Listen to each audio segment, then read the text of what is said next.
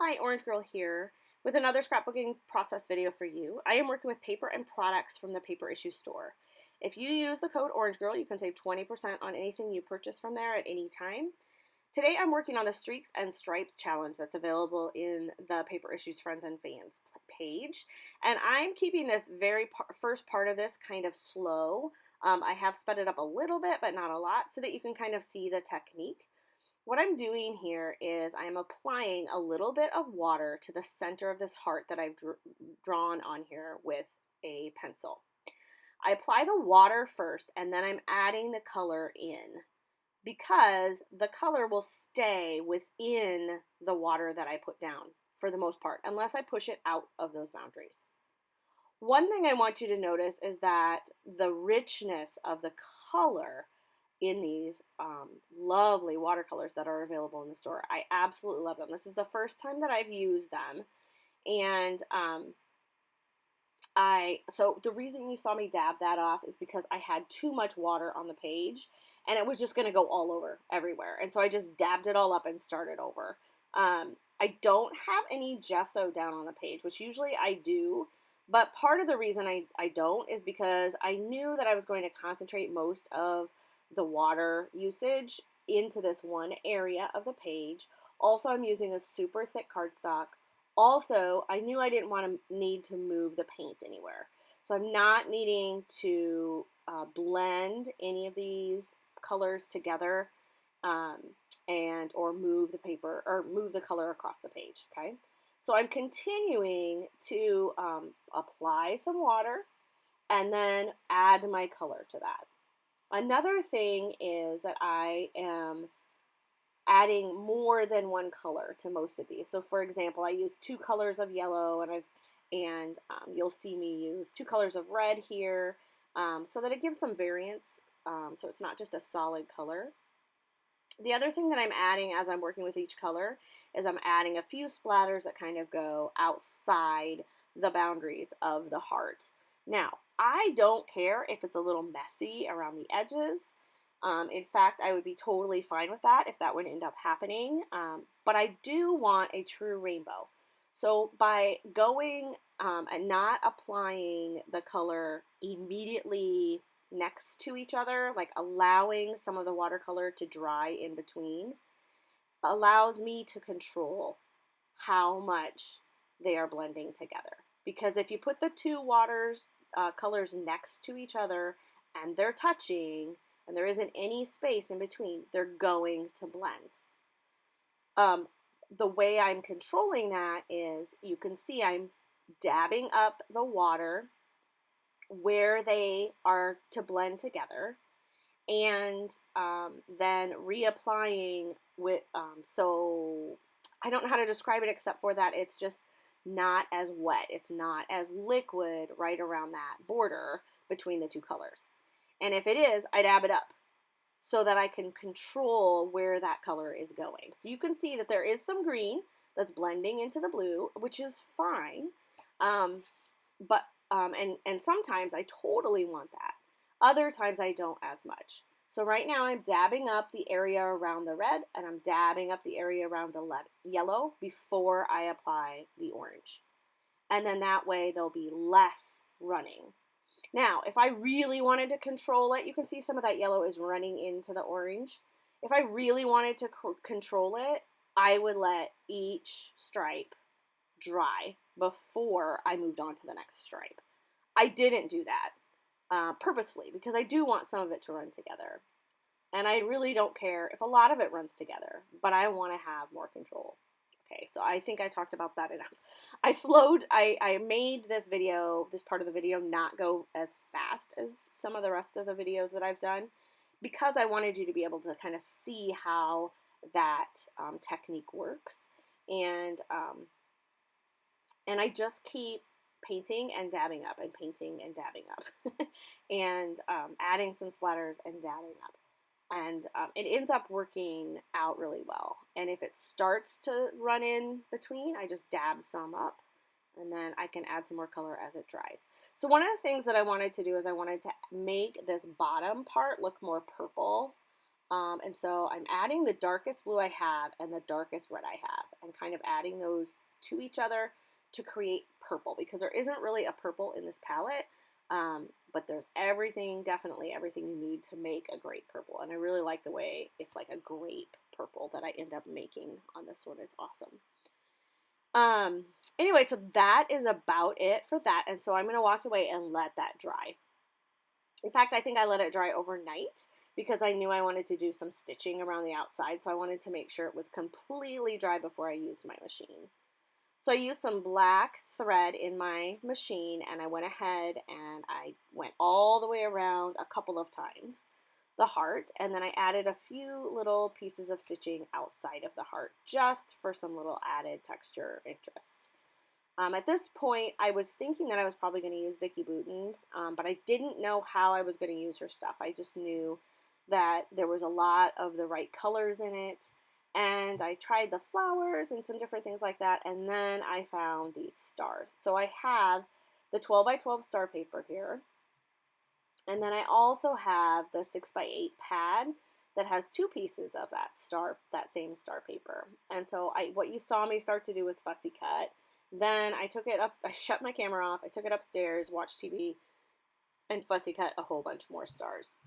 And so my idea is going to be to place these stars from the bottom left to the upper right, and I'm going to match the color. So I'm going to stick with yellows in the yellow area and green in the green area and so on for the most part. And that's kind of all I do. So I'm going to add these, and I'm going to put some layers and things around my photograph and stuff as well, but you can kind of see this took me a little while to kind of figure out. I wanted the color to be in the right spot, obviously, but I also wanted some big ones and some little ones, and I wanted them to be kind of mixed in as if I just like sprinkled them across the page like confetti. I'm using a black and white photo here, which I really wanted. I feel like it helps make the photo stand out because there's so much color in the backgrounds. By having a black and white photo, it worked absolutely perfectly for something like this. And I'm also going to add a few more black and white elements to kind of add to that and help that photo stand out.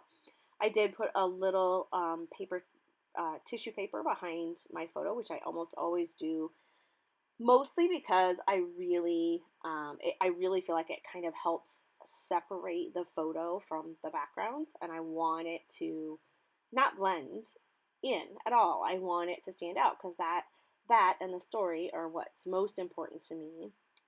When I document, it's to remember the story, but it's also a creative outlet for me. But the creative piece is for me. The story, the photos, and all of that is for whomever that ends up taking over my massive amount of scrapbooking pages when I'm gone. So I'll tell you, this week my daughter, I was working on something, and she came downstairs, and all of a sudden she's pulling off the shelf my my albums that actually have pages in them, and she's going, oh my gosh, I remember this, this was such a fun day, and stuff like that. And it's just awesome to experience that and watch her do that. And so that's why I want the pages to be fun for me to make, but I also like the idea of telling the stories. So I have this paper here. This paper, I have been hoarding. I have 2 or 3 pages of this. The other side is a beautiful yellow, and then I love this, like, whimsical kind of check on pattern. And so I'm using some of it behind the photo, and then I'm using it as a border all the way around the outside of my page. If I think of it, I'll link it in the comments so that you can see. It is not Vicki Boutin. It is something else, and I can't remember what it is, but I got it actually in one of the kits from the paper issue store, and then I was like, do you have more of this? Because I wanted that specific paper, because I love to do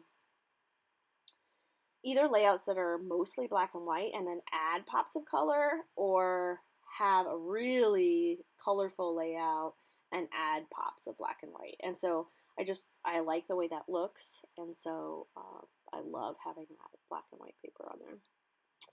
So I was inside the day this photo was taken, and they were outside in the driveway, and all of a sudden I get this photo sent to me. My journaling, which I typed up, and I will be adding that here pretty soon, says these two, this is what happens when they listen to the Beastie Boys while sitting on the driveway, enjoying the weather and each other's company.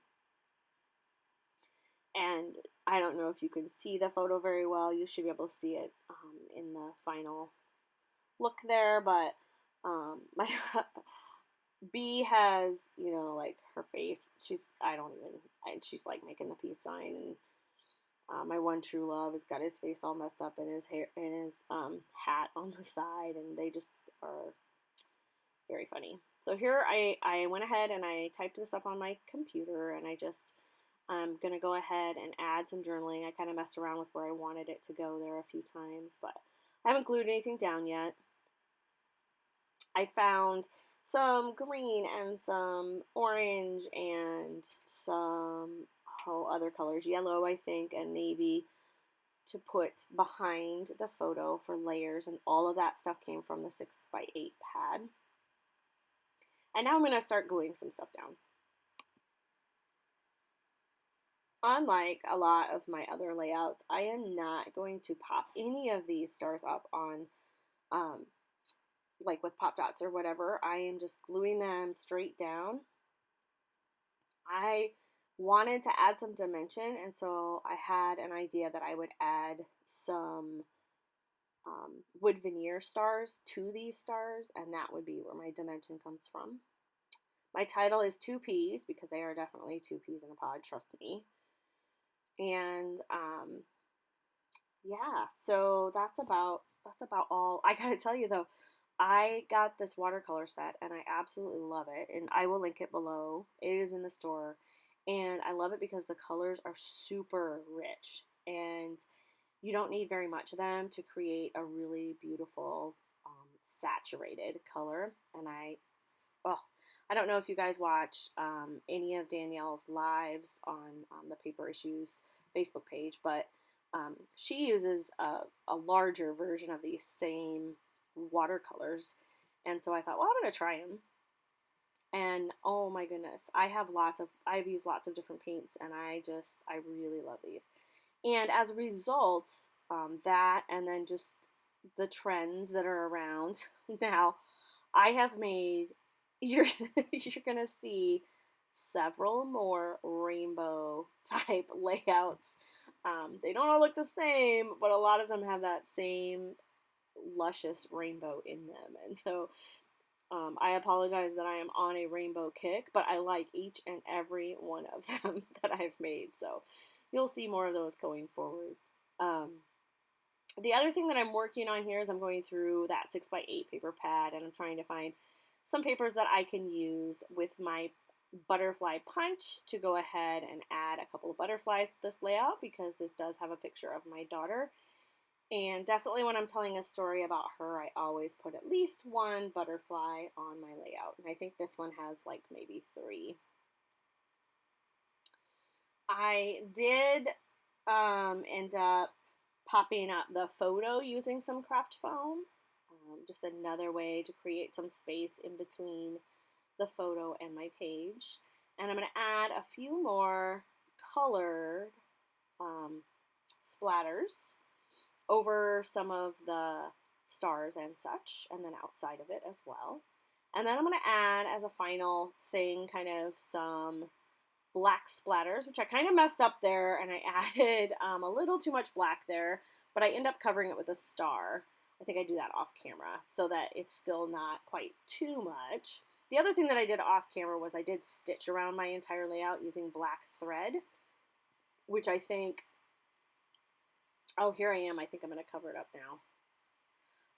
But anyway, I did end up stitching with some black thread around the outside of my layout just to add another black and white kind of element. And I added some tangled thread underneath the photo as well. So there's the final look. There's the tangled thread and one of the butterflies. I love these stars because they look watercolored, and it matches and works well with using watercolor. There's a look at the journaling. Look at that saturated color. I absolutely love it. Thanks a lot for stopping by, and I'll see you in my next video.